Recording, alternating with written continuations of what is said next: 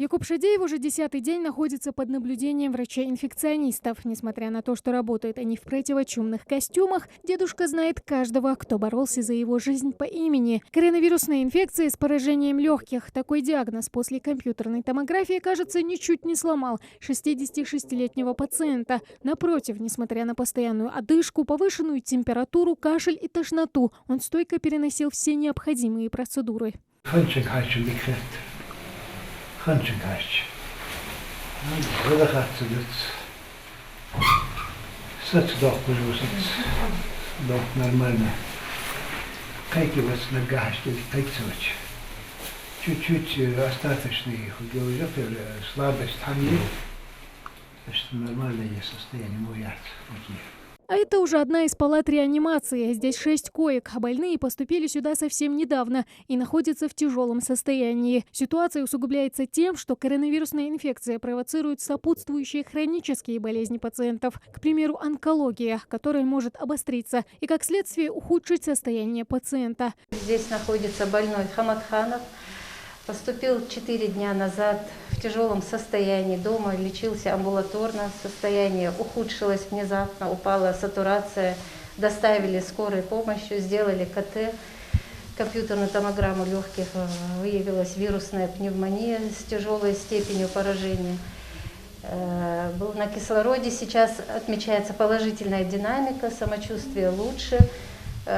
Может проводить какое-то время уже без кислорода обходится. Что могут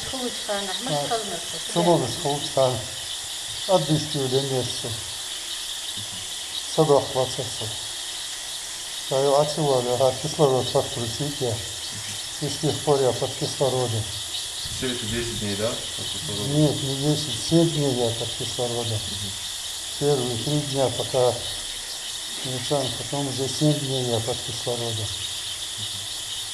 Острый период, у него нарастала клиника, начала падать сатурация, и мы тогда ему уже на 3-й день подключили кислород, и вот он с помощью кислорода сейчас уже идет улучшение, постепенно будет его убирать, но пока он в нем нуждается, и он у нас есть, он его получает.